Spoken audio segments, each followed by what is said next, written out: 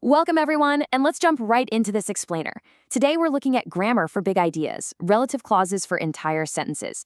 We are going to take your writing from, well, basic and functional, and transform it into something truly advanced and expressive. If you've ever felt like your sentences are just a bit too choppy, or if you find yourself constantly starting new sentences with phrases like, this is because, or that means, then you are absolutely in the right place. We're going to master a really sophisticated grammar tool that will literally instantly elevate how you communicate complex ideas. Let's get into it. So how do you comment on a whole situation and not just a single word? Think about it. In our earlier English lessons, we learned that relative pronouns, words like who, where, or which, usually describe a specific object or person right next to them. Like if I say the book which is on the table, the word which just means the book. Simple enough, right? But here's the big question for today. What if you want to comment on an entire event, the whole shebang? How do you fluidly express a result or a reaction to an entire action you just described without sounding like a robot just reading a list of facts? Well, looking at a basic versus advanced text comparison brilliantly illustrates the solution. Notice the basic version first. The school started a recycling program. This pleased the students. Okay, it's grammatically correct, sure, but it's disjointed. You have to come to a full stop, take a breath, and then point back with the word this. Now look at the advanced version. The school started a recycling program, which pleased the students. See what happened there? By just using a comma and the word which, we've perfectly synthesized two separate, clunky ideas into one elegant, flowing sentence. It's a real game changer for your writing flow. And this brings us directly to the source of today's tool. We're pulling this straight from the Global Success 12th grade textbook, specifically the Remember Grammar Box over in Unit 3, which focuses on green living. This section highlights exactly how to use relative clauses that refer to a whole sentence. It is such a foundational skill for academic writing, and pulling this directly from the source material really grounds exactly what we're about to practice.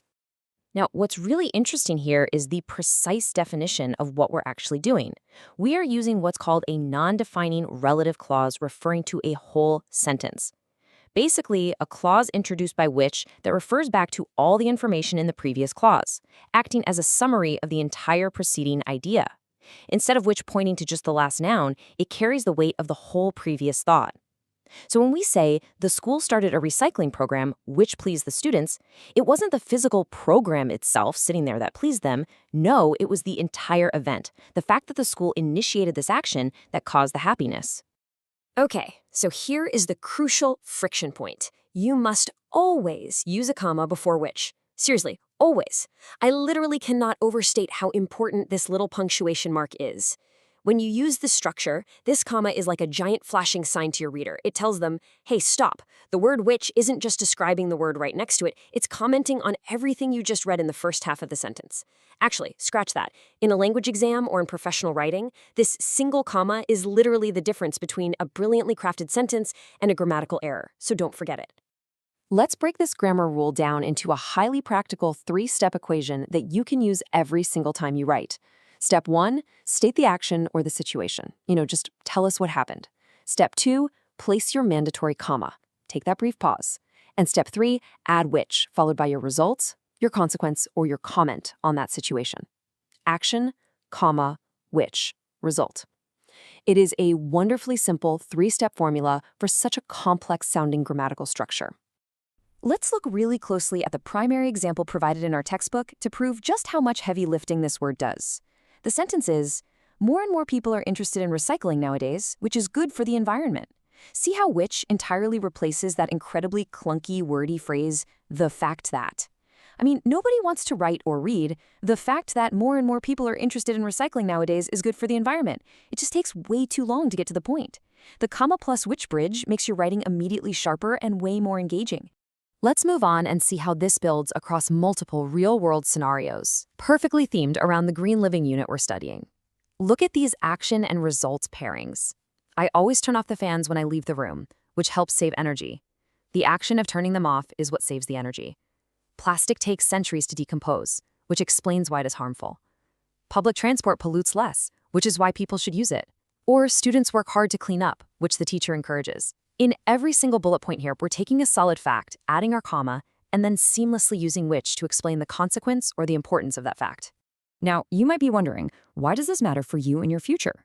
Well, here is the ultimate transformation. Look at the table. On the left, we have basic English. It's disjointed, it gets the job done, but it's stop and start. On the right, we have academic English, which is completely synthesized. This is how professionals write. This is how you write a compelling problem-solving report or a persuasive essay on environmental policies. By using this structure, you're proving to your reader, or your examiner, that you can synthesize information. You're showing that you don't just know the facts, but you understand the cause and effect relationships between them, and you can express those relationships with absolute clarity. So, to wrap this up, if you master the relative pronoun which to refer back to entire ideas, you are going to dramatically improve the flow of your writing. Just remember the formula: the action, the essential comma, and then which to show the result. Check the grammar section of your source textbook for some great practice exercises to really lock this in. But before you go, I want to leave you with a quick challenge. Look at your own life. Can you combine 2 of your own green, eco-friendly habits into one fluid, synthesized sentence right now? Give it a try. Thanks for joining me for this explainer, and keep building those big ideas.